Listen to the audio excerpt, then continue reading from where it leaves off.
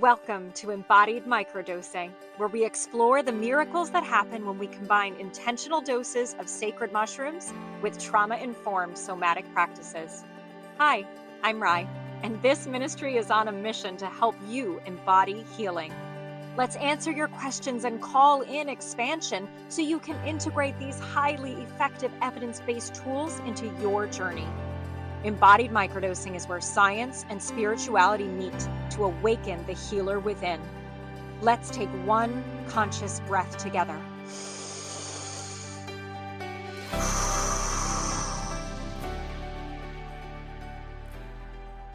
And begin.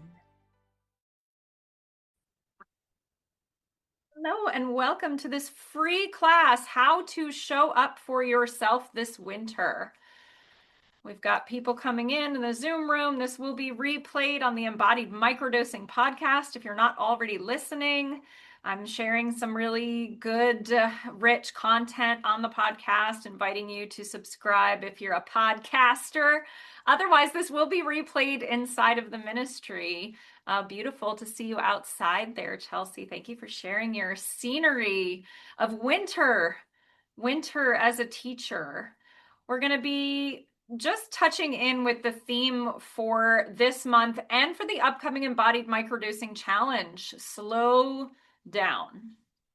Slow down. And some of you are like, oh, I'm good there. I'm slowed down. I thought I was here to show up, right? How do I do that? And I want to define slow down for you as we gather, let a few more people in the room, grab our sacraments and prepare for class. Slowing down is about moving with intention. That's how we're defining it here. Okay, slowing down is not about doing nothing. Slowing down is not about being depressed. Slowing down is not about being tired and needing caffeine to speed up. Slowing down is about being in this space of intention. Am I moving with purpose, even as I adjust my velocity? So some of us, I'm in the hypervigilant category, are trying to shut the cabinet door this morning after unloading the dishwasher, but the dish was in the way and I couldn't do it right. And I'm speeding up. I'm noticing how I'm speeding up to accomplish this task. And what is actually happening? I'm jamming things in further. I'm jamming my finger, right? I want to just be done with this annoying task was speeding me up. So when I stopped, recognized what was happening and the lesson I was preparing for today, took a breath, slowed down, adjusted the thing in the cabinet, shut the door, there was a whole other energy moving within me. Okay, this is what I'm calling you into, the quality of your movement, whether that's unloading the dishwasher, working out, microdosing and setting an intention for the way you get irritated with your partner all day long, right? Literally whatever it is. I'm calling you into intention and quality, and I'm also inviting you to listen. Talk more about listening. Yeah, so speaking of listening, grabbing sacrament of choice, taking it in your hands. Yes, just holding it for a moment here while we gather as a community, imagining other like-minded souls grabbing their sacred bottles of medicine and all of us coming around a fire, a warm, cozy winter fire, a circle, smiling, looking at one another across the circle and saying, yes, we all get it. We all know the magic of the sacred mushroom and these other supportive plant allies. So just thank you. Thank you to the community. Thank you for those who gathered here today. Thank you to the medicines for showing up for us, for being here, for letting us work with you. Remind us not to be abusive. Remind us to come to you with care, respect, and intention. Taking a couple breaths in through the nose. Long exhale from the mouth. And just feeling into your body here, the vessel by which you are receiving the sacrament. In and out. And one more, making your breath your prayer, receiving and giving. And dosing. Into your mouth, holding on to it at your pace, just asking sacred mushrooms, flowers, and herbs, thank you for your rich quality of medicine that we get to commune with today. Show us what it looks like and feels like and tastes like and sounds like, and the embodiment of slowing down today. Thank you, thank you, thank you. And so it is. Ah, yeah. Noisy exhale, a little movement. What can you circle right now? What can you make circles with? Shoulders, neck, wrists, ankles. Circles actually bring us out of freeze. So for those of you who are not as prone to the speeding up, but maybe to the flopping, freezing, becoming immobile around something, circles actually send a really nice cue to the system, right? If you were confronted by a wild animal, would you be going like this? No, circles are safety, right? When we are in survival mode, we are direct. It's either run towards or run away. Circles kind of open us up back to regulated. So just a little tip there for our slow down month. What can you circle? And just continuing that or settling in to listen as I invite you into winter here this month, as we've been doing so far all month long. This invitation that winter gives us to go inward, to consolidate energy. Right. 2 days ago here in Aiken, it was 78 degrees at the height of the day. It was glorious. It was gorgeous. I was wide open. I was barefoot. I was moving around. I went for 3 different walks. Today it was 33 this morning for my walk. I did not want to walk. I wanted to bundle. I wanted to have tea. I wanted to go inward. This is natural. This is normal. Trees actually, I believe their roots, someone correct me if I'm wrong, I believe that roots grow deeper in the wintertime. There is not a total death of nothing happening with the trees, right? There may be branches falling and certainly the leaves have fallen, but I think the roots actually burrow deeper. You can fact check me on that. So healing doesn't stop in winter for nature. There is a slowing, most certainly. It kind of reorganizes. Right? It's like coming around that spiral that we repeat over and over again of the seasons. Winter is reorganizing what's going to happen when the growth begins again. It's integrating what you have done and shown up for in the last 3 seasons. So the nervous system heals in safety, not pressure. Force activates resistance in us, right? What you resist persists. Anyone? Right? I don't want that. I don't like that. No, I don't need that, right? Oh my God, it's getting louder. Yes, hello. This is why acceptance and surrender are so powerful. Allow it to wash over you and to come. Why in a psychedelic journey, you're just a yes to what's showing up. Because when you become a no to what's showing up in a psychedelic journey, what starts to happen? Oh shit, gets real, gets dark. Now I'm running. Now the thing's chasing me. Those mushrooms were tainted, right? Right? Can't tell you how many times I've heard that. I got a batch of bad mushrooms because I freaked out. Like, nope, you did not have set and setting and you ran from what showed up. That's the freak out, right? So being a yes to what's happening, I'm asking you to examine where might you force or avoid in your healing. First coaching question for you. Pop it in a journal, reflect it in your head, or put it in the chat. Where do I show up pressuring myself, berating myself, right? You should have showed up this way. You could have, should and could being little magical keywords to notice here.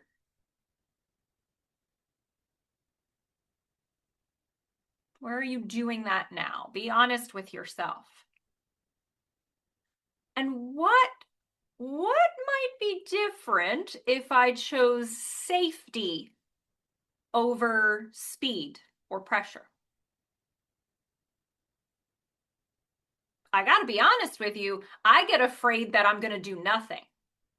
Right? Well, I can't do that. I can't choose safety. Pressure is very helpful shame is very helpful for motivating us to do things, right?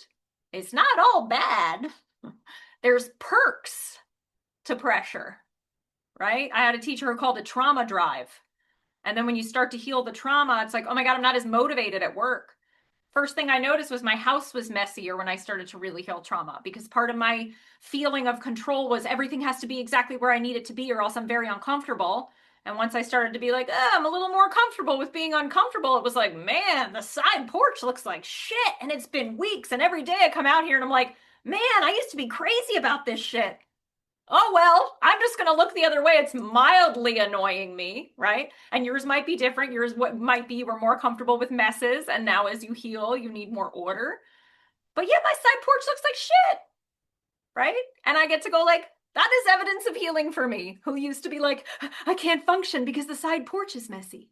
Okay? So just noticing how pressure and drive and shame and need for control has motivated you in the past, and what happens, what shifts when you choose safety over speed or pressure or shame? What happens when you choose to be intentional? Shit reorganizes and integrates. So good job being honest here. Moving along. A couple of ways that slowing down, what it can look like. I want practical for you in this ministry. I hate when everything is just esoteric and ideas and philosophy. I want real, tangible, actionable ways for you to shift into healing. Number one, physically slowing down. Where can you bring a physical, slower, actual movement? Remember, slower not meaning slow for everyone. Those of you may move physically slow, but be moving through molasses and feeling stuck. I'm talking about intentional. Who drives the speed limit? Who drives over the speed limit? Who drives under? Yeah, I'm over. About 5 to 10 over at any given moment if I'm checking my speedometer, right? And then I'm not gonna, that's allowed, right? You're allowed to go that much over. Shouldn't really get pulled over at 9 over, right? I've had enough speeding tickets in my younger years at 15 over and 20 over to know, no, that's too much rushing, okay? So a practice for those who drive over the speed limit, can you drive exactly the speed limit and notice your discomfort, right? Even though I got nowhere to be, nobody's waiting for me at the grocery store, right? But so why do I need to have that pushing energy? And what's satisfying about that as I'm driving, notice if you can physically slow down, pull your foot off the gas pedal just a teensy bit and be with. I'm not saying slow down is going to be fun for all of us. Okay, where are you moving faster than your body wants, than your car needs? Take note, right? Mine is like in the shower, like doing hygiene things too. Like that just annoys me. Can we just get past this, right? To more fun things like, hurry up, get it done, right?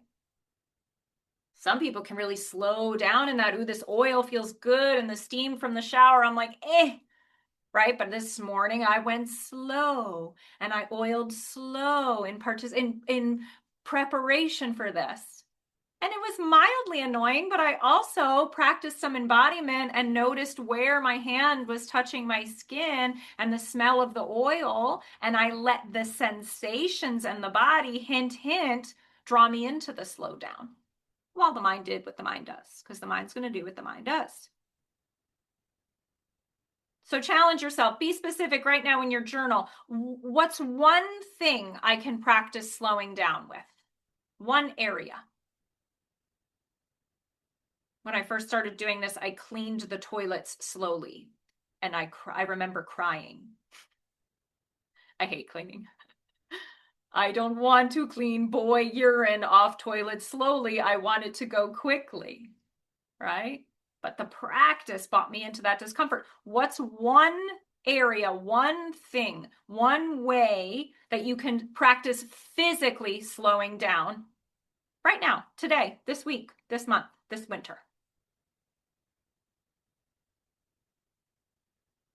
When we slow our physical selves down, we have space for more presence, y'all. What happens when we're present? Everything. Access to everything. The different response, right? The shift in thinking, the shift in feeling, the new awareness. Rushing signals danger. Being really hungry signals danger too, for talking about the physical body, right? So yes, intentional intermittent fasting versus I just am annoyed with food and cooking and I don't want to deal with that and I ate a bunch of sugar yesterday, so I'm going to starve myself today, and then I can't figure out why I feel anxious. Your body's literally shooting adrenaline through your system to give you the energy need to go hunt an animal and kill it so you have something to eat.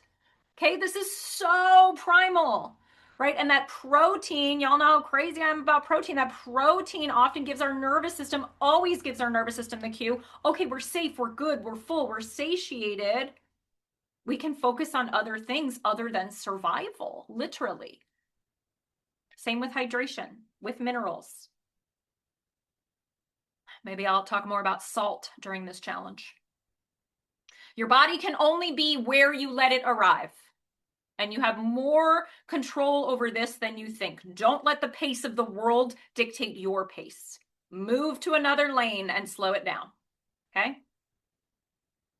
That's number one, physically slowing down. Number two, slowing down so you can feel your feelings. No. Emotions are physiological. Okay, we have this idea that like I feel sad in my head. No. You have a heavy chest and limbs, and the sensations of sadness are actually rising and coursing through your body. It's a mind-body experience. Yeah, and the actual tears that might you allow to come out of your face have cortisol in them because there's this physiological response happening. Okay, and it's necessary. Why the fuck were we created to have this rise of emotion and water squirt out of our face if it didn't serve a function? It absolutely does. It's like pooping. We have to allow feelings, sensations to move. We all have been hearing this lately, at least I have. When allowed to move, it's about 90 seconds. When allowed to move. Okay, so letting that rise, we'll do a quick practice at the end, and we'll just literally sit for 90 seconds so you can see how short it is to allow for 90 seconds. Suppressing it, rushing it, judging it, shaming it, all of that keeps it active and looping and alive in your nervous system, instead of literally getting on the boogie board and throwing yourself towards the wave. Right? Crashing through, letting that ocean of emotion come and then letting the wave pass. Okay, full commitment to the feelings, the sensations, the discomfort. It's uncomfortable, right? Oh my God, there's a lump in my throat and like weird things are happening and now my voice is wobbling and there's other people around, like, whoa, right? You can excuse yourself to go have your 90 seconds too, you know that. And curiously, coaching question here, what feeling am I trying to get past, avoiding, suppressing, or judging? Grief? Rage? And here's one that's under discussed, disgust. Disgust is a core emotion, a feeling that we are meant to feel. And most of the people in this world are acting out or disgust in the political landscape, right? You're allowed to be disgusted and to feel that. What feeling are you avoiding? I named 3 that are at the core, but there's dozens. What would happen if you stayed with it? Your nervous system thinks you might die for some of us, right? That not being dramatic, that is the fear of the system. I might die if I felt rage. Mine's rage right now. That one is the most conditioned out of us. There is no place for anger, right? Yes, there is no place for acting out in violence towards other people because you have anger, right? The behavior needs to be teased apart from the emotion. We did not learn how to behave when we felt anger, so we were shamed. There is a video, I believe it's in week 2 of the challenge, the upcoming embodied microdosing challenge. We start on the 16th on Friday. Working with anger is the name of the video. It's 15 minutes long, and I take you through about 10 techniques. Karate chopping on pillows, twisting things, growling. They all seem kind of silly. And at the end of the video, you have people repeatedly saying, oh my gosh, I feel different now. Okay. Mobilizing anger is absolutely possible to do in a healthy way. What would happen if you stayed? What could it look like for me to process my anger?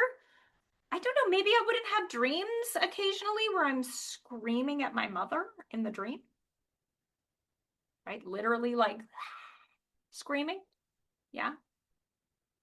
Something there for me, right? What we allow, we can move. What we can be in, sit in acceptance around, we can move. And when we slow down, we have space for this. Okay, that was number 2, slowing down with feelings.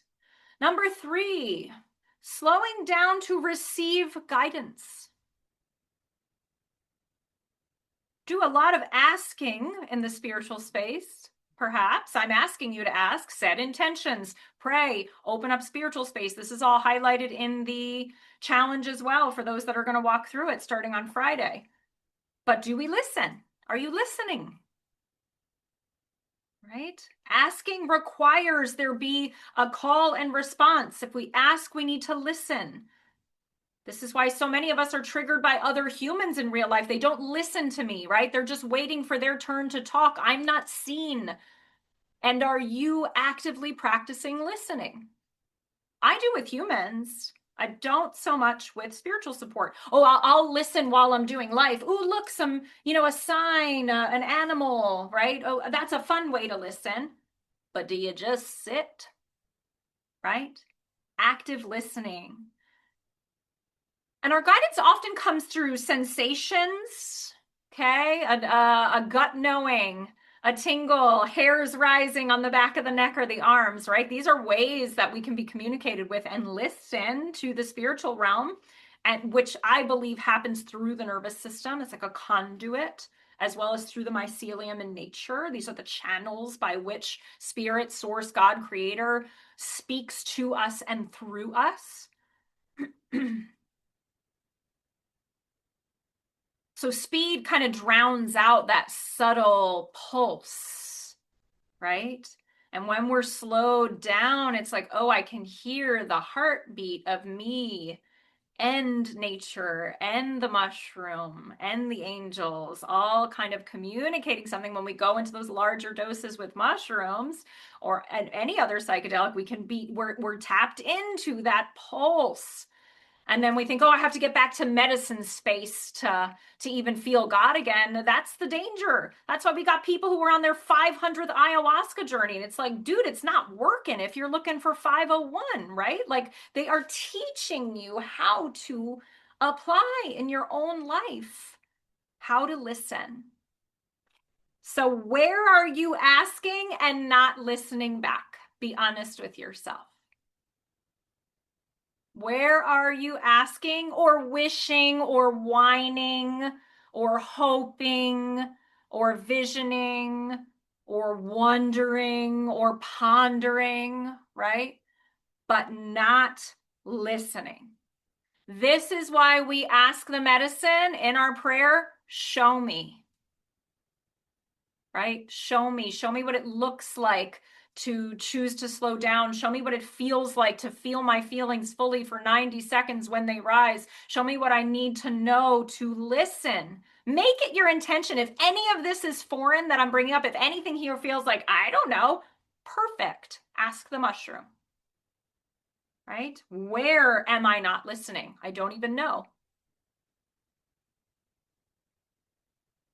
How does your body signal truth?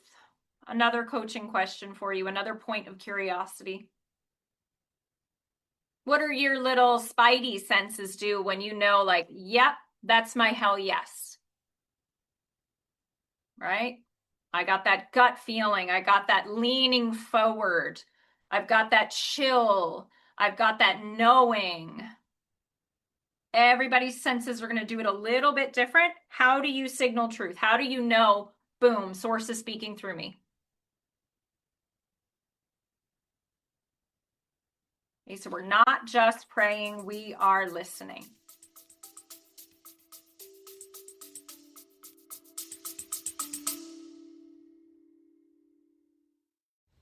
If you're feeling the call to microdose but unsure about where to start or to source, the Embodied Microdosing Sacrament Shop is a safe and sacred space for you to explore. Inside, you can find pure, organic, handcrafted tinctures, including our 2 mushrooms, psilocybin and Amanita muscaria, both designed for your healing, grounding, and connection. We also have flower remedies like rose, lavender, holy basil, just perfect to complement your mushroom microdosing practice. All of these liquid remedies are easy to dose, very tasty, and can be taken directly in your mouth or added to your tea or water. If you're curious about how they feel, you can read some of the testimonials inside the shop for inspiration. You can explore all of the offerings at embodiedmicrodosing.com/shop. These are sacred remedies for spiritual self-healers. That's embodiedmicrodosing.com/shop.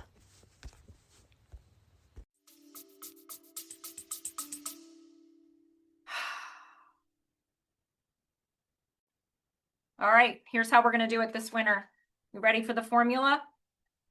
Handing it to you right now. Those of you taking the challenge are going to commit to this.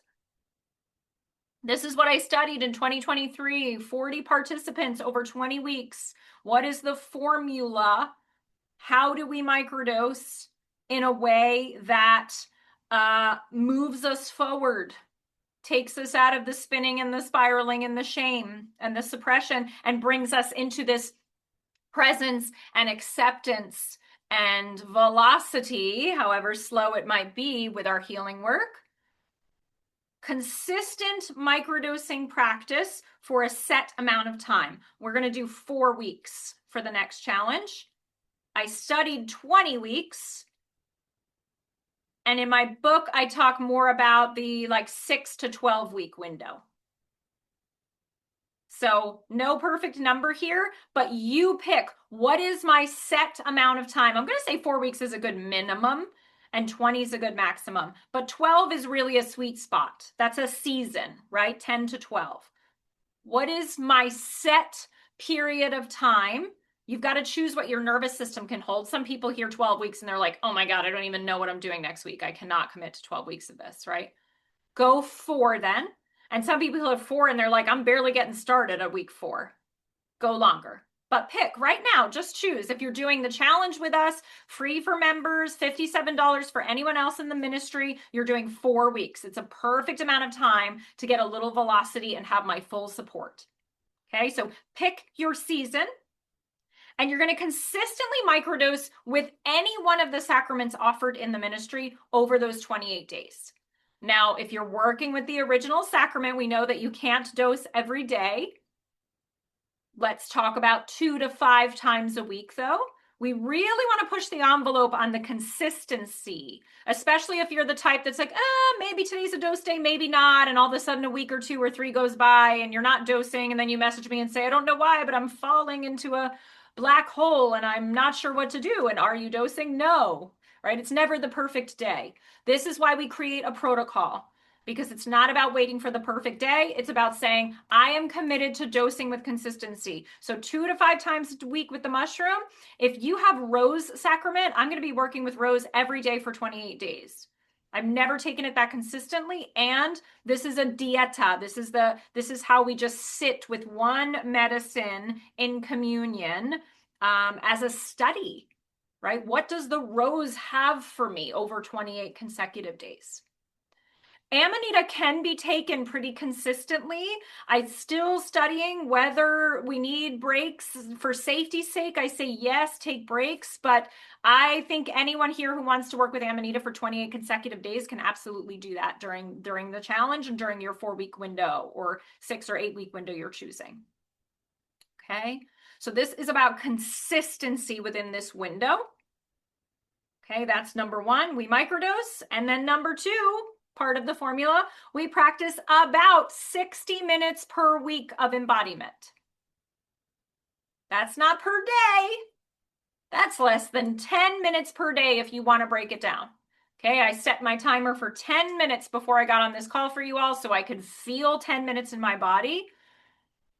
I sat at my sacred space. I looked at my medicines. I let what called to me called to me. It was lavender and amanita. I dosed both. I burned some sage. I took a couple of breaths. And then I went into maybe about 5 minutes of consistent breath, which we're going to do the pattern I was doing in just a few minutes. And then I sat, maybe my mind wandered a little bit. I think I did some self-touch. I looked at a picture of myself when I was about 2 or 3 years old and talked to her. And then the timer went off. Boom, done. Embodiment. Okay, microdosing, embodiment. This can look like breath work, vagal toning, self-touch, intuitive movement, dance, intentional exercise. I have a new podcast episode that just came out last week with about 1 million ideas for embodiment. But that just means paying attention to your body while you're in your body. And that could mean laying down perfectly still and paying attention to your body. This isn't just movement. Okay? What happens when I'm still? Slow. Couple more questions and then let's drop into some breath. What commitment feels supportive for you? What amount of time? I breezed through that embodiment piece, but that's the key. I've got plenty of people that say, oh yeah, I'll dose 4 or 5 days a week. That's the fun part, right? And then it's all this shit is coming up. I can't stop crying. What do I do? That's why we have the embodiment. That's why we have the breath work. That's why we move the energy that comes up and that shifts and that shows up when we are in the regular practice of microdosing with any of the sacraments. They are medicines for each other. They are complements to each other. They create a full formula when put together. Plenty of microdosing protocols out there you can do where you just microdose. Great, wonderful. Great for focus, great for, I don't know, performance enhancement, right? All these sort of like all the ways that the billionaires and the entrepreneurs use it. Amazing. That's what drew me to it. I heard most self-made millionaires microdose. And I was like, well, I'm going to have to do that, right? That was one of the things that came up. And the embodiment piece came in for me when it was like, this isn't like all butterflies and rainbows here. This isn't super fun. Shit's getting real. All of a sudden, like I'm having to face stuff. That's why we move the energy. That's why we show up for the embodiment piece. And really, that's how we move the healing through the system and make this method more about healing and less about performance enhancement. Nothing wrong with that. I love a good focused work session after microdosing, but this method is designed specifically for healing. And that's what the book focuses on when it publishes, hopefully soon. So for you, what's the commitment you're making here? What feels supportive? Write it down, pop it in the chat. How many weeks? And what does that embodiment piece look like for you? This is the hard part. If you're joining us in the challenge, you'll constantly see people saying, okay, I'm not doing my embodiment, and it shows, right? Nothing's coming through, or a whole bunch of stuff's coming through and I can't deal with it. And now I'm avoiding and overeating and scrolling and going back into my coping mechanisms.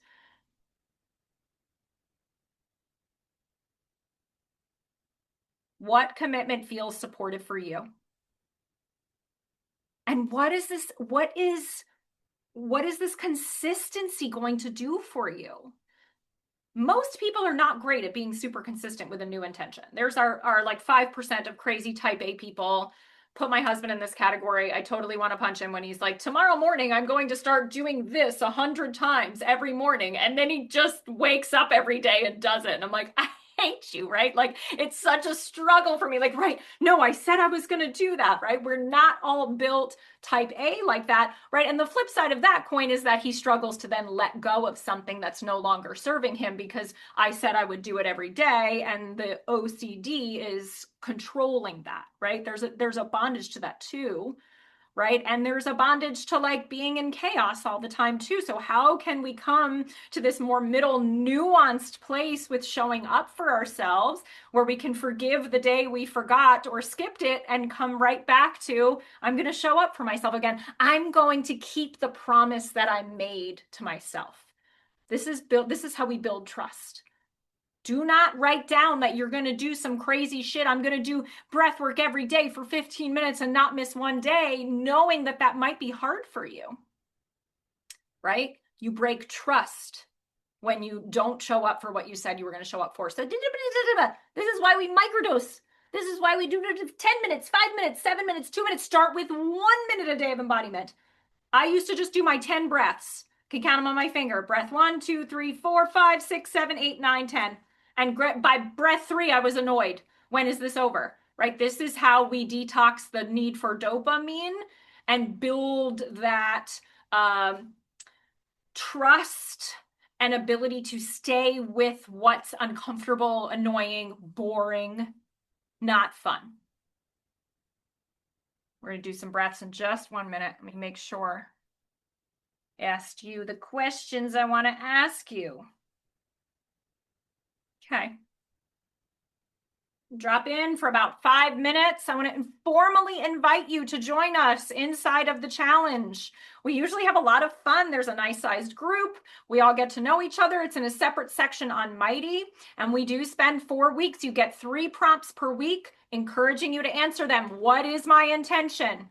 Remember this, we're not just microdosing and practicing embodiment and going like, well, I hope something heals, right? You are setting a very specific intention and you're speaking and saying and sharing and showing up for that same intention every day. So maybe the intention is, show me what it looks like to become consistent with this practice. Show me what it looks like to show up for myself and build trust, right? We don't have to pick. People are always wanting to pick this fancy thing in the future. I have to figure out my 10-year vision for myself, but I can't actually wake up and show up for myself. No, right now, whatever's in your way. Right. I love the sunshine. Just make sure you're muted. Whatever is in the way right now, whatever's in your way right now, that's what your intention is. Okay? Consistency, slowing down, allowing feelings, connecting with myself, developing a spiritual practice, finding presence, dropping into acceptance, surrendering to what is, setting boundaries, knowing what my no is, knowing what my yes is. These are all the kinds of intentions that are generative and are going to support all of the other things with jobs and relationships and other aspects of life that you're wanting to figure out. Your relationship with yourself, the medicine, and your creator is the juiciest possible thing you could focus on if you want to create healing in your life. So let's breathe. There's going to be no music here. I'm going to give you a counting pattern and I'm going to count with you. Those of you that have been with me for a while know I used to be like, you don't have to count. And lately I've been finding that counting can be helpful for me and for some of you. So we'll start by counting and then I'll let go and either let you count or just find the general rhythm of this breath in your body just for a couple of minutes. It's going to look and sound like this. Inhaling through the nose for the count of 4. Holding at the top for a count of 4. And exhaling through pursed lips for a count of 8. So it's a slow exhale. It's in, 2, 3, 4. Hold, 2, 3, 4. Exhale, 2, 3, 4, 5, 6, 7, 8. That exhales through the mouth. In through the nose, 2, 3, 4, hold, 2, 3, 4, exhale, 2, 3, 4, 5, 6, 7, 8. Okay, that's what it's going to be. Feel that in your body. You can continue it if you like, but we're just going to make it a mini drop-in session here for about 3 minutes to show you it is possible to drop into embodiment. It is possible to sit with yourself for 90 seconds, which we will also do. So beginning by just noticing your body right where it is, right here, right now, setting down any distractions. Just feeling your heart beating in your chest.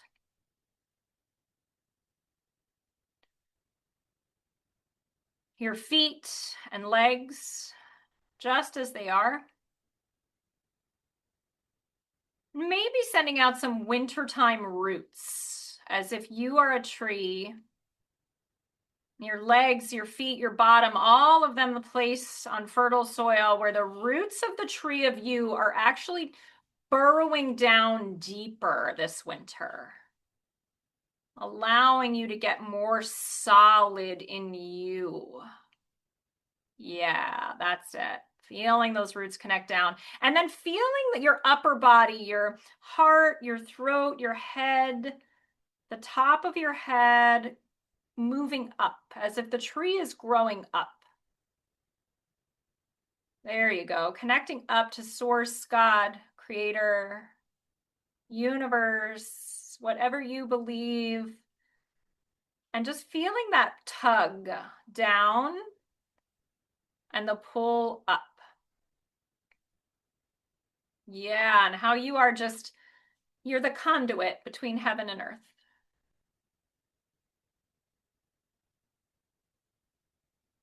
Beautiful.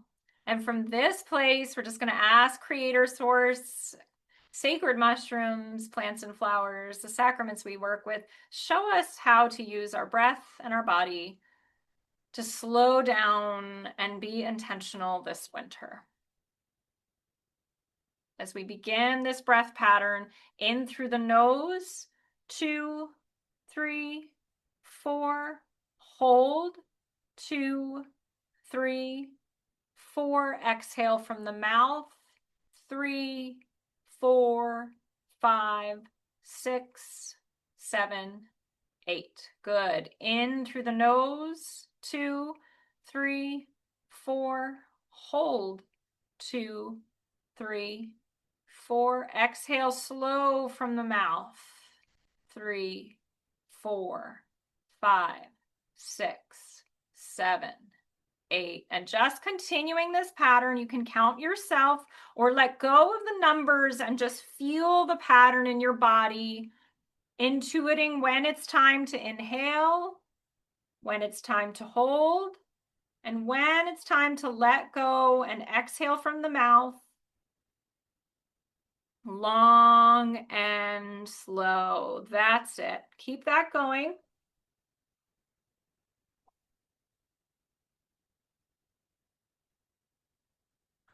Just like that. Yes, if your body wants to move with the breath, you can do that. If your nervous system and your brain are doing what they do and wanting to speed up or be distracted or think of other fun things, you can just acknowledge that. Oh, look. Yeah, I'm doing what I do. That's okay. Would you like to breathe with me? Inviting that part. Come breathe with me. That's it. And then coming into another round, just 2 or 3 more rounds. You're almost there.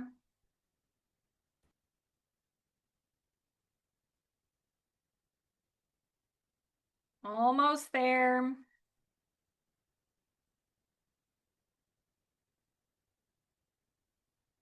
Beautiful. One more. Feeling it in your body, that air, that movement, that slow exhale. And when you're done, just stopping all effort and noticing what's here. No judgment, just curiosity. As we move into 90 seconds of acceptance here, you can hold your breath, you can sit in stillness, practicing 90 seconds. I'll stop talking and you have an opportunity to feel into your relationship with yourself and your emotions and what is asking you to see and be felt.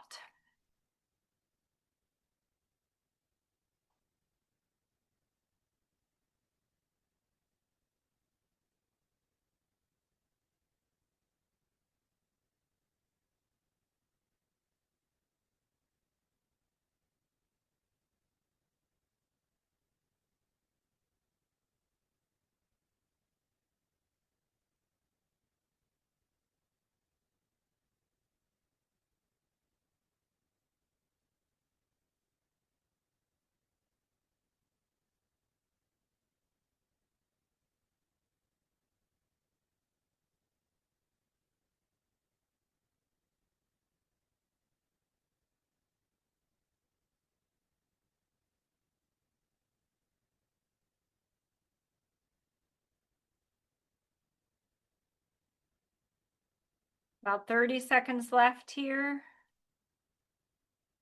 Making contact with the part of you that wants a healing this winter.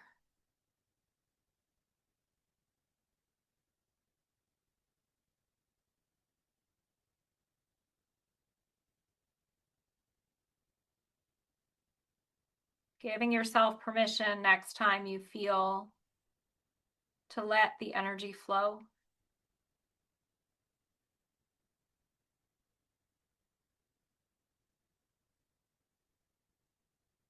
And taking a final closing breath on this drop in, maybe that same pattern, maybe whatever breath your body needs. Big sigh, little noise on exhale. And then a quick swipe from the top of your head, if it would feel good. Just running your hands, swiping off like you're brushing dirt or sand or washing soap off in the shower. Yeah, all the way down your body. That's it. Anything that is not meant to come into this intentional winter microdosing season for you, asking it to be released. That's it. I release you, I release you, I release you down the chest, the arms, the body. There you go. Beautiful. Nice work today, taking these questions, the notes you took, the things that popped up as curious or something to meditate on, asking you to bring that, integrate that into your practices in the coming days. Please consider joining us for the Embodied Microdosing Winter Challenge starting on Friday. Each new module drops each week on a Friday, so you have the weekend to watch the coaching videos and to drop into some of the embodiment practices that are offered. There are 4 or 5 practices each week that we highlight inside the challenge. This is free for members at $49 a month. I would be so honored to have you in the membership, and $57 for everyone else. In the meantime, leaving the chat open here for a minute to see if anybody has anything to share. And thank you. Thank you for showing up for yourself, for your body, for your emotions, for your spirit, for your relationship with God and yourself. It matters. It means something. It sets something in motion.